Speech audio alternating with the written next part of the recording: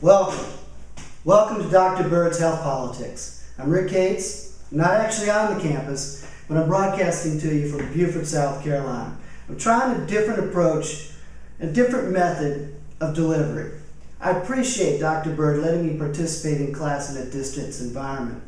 So let's get started. The article I have is a very long article. It's entitled, "A Female Malady," with a question mark. Women at the South Carolina Lunatic Asylum from the year 1828 to the year 1925 by Peter McCandless. I want you to think about the title a little bit. A female malady. Do they mean a female disorder or disease or an undesirable condition at the asylum? I think that's what McCandless is trying to uncover in this article. I actually remember Dr. McCandless at the College of Charleston. He's also well known for a book entitled Slavery, Disease, Suffering in the Southern Lowcountry. I bet Dr. Bird knows Dr. McCandless. McCandless started at the College of Knowledge back in 1974 and worked up to the year 2008. And let me go back in history a little bit, because I think that's important. I'm going to talk a little bit about the history of mental health in South Carolina, and I got that from the South Carolina Department of Mental Health's website. I'm also going to go back in time and talk to one of the mentally ill patients at the facility and see how he thought women were treated at the mental institute. Back in 1821, two gentlemen were the catalysts that saw a need for indigent mental ill patients. These lawmakers were Colonel Farrell and Major William Crafts.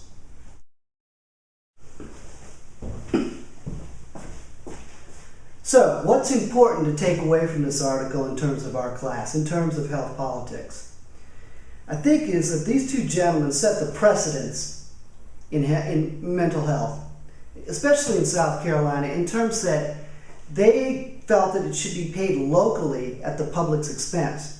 So in 1821, South Carolina State Legislature passed a statute approving $30,000 to spend on a building to build the South Carolina Asylum and School for the Deaf and Dumb. At that particular time, in 1821, $30,000 was a lot of money to be spent. I do think the back of the building is pretty interesting, and it does conjure up a lot of different images. Let's go inside and talk to one of the patients.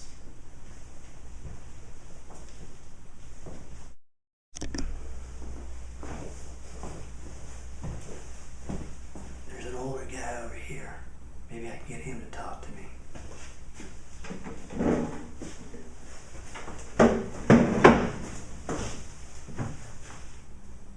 Hey, Jimmy, can you tell me about the women at the asylum?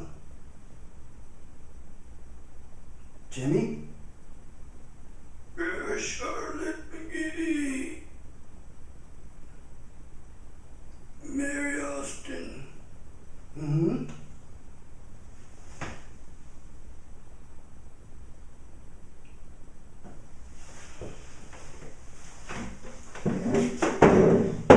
Got a little out of him. I'll tell you a little bit about it.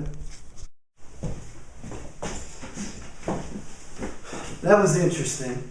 He told me about Charlotte Magee, and she was admitted in 1835 at her own request, and that she would flitter around, say she was working, knitting. She had severe headaches and stomach disorders, but the doctor said, "Oh, the good lady, I believe she tends to feel like she's worse than she really is."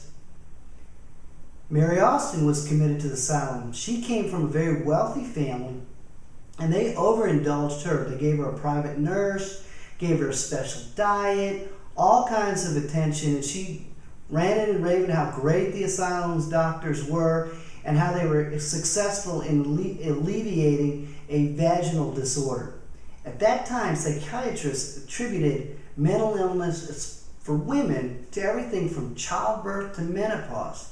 Then there was Elizabeth Stewart. She came in with all kinds of sores and bruises, and that they were able to fix her up and give her a tonic, and that she was able to go back and do her domestic duties like sewing and cleaning and cooking and doing the laundry. So later on in the article comes along a lady named Elaine Showalter. And she was a crusader at that time for women.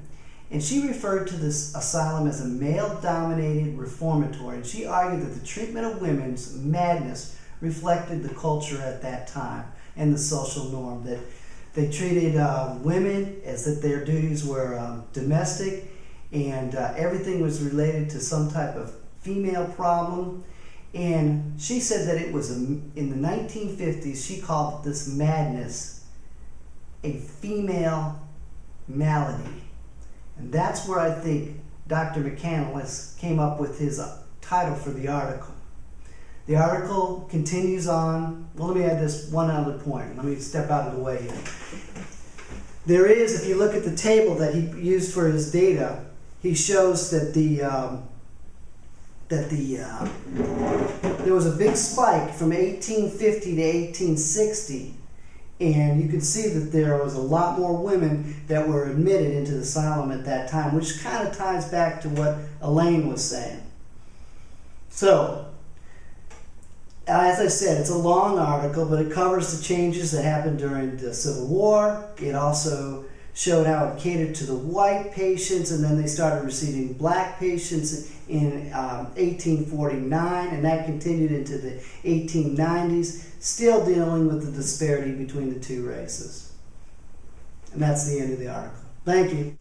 In closing, I tried something new, something other than your typical PowerPoint presentation, and obviously it was kind of an odd article, and it was the typical Old South. But I also think I gave you a little bit about the history of mental health in South Carolina. Have a good evening.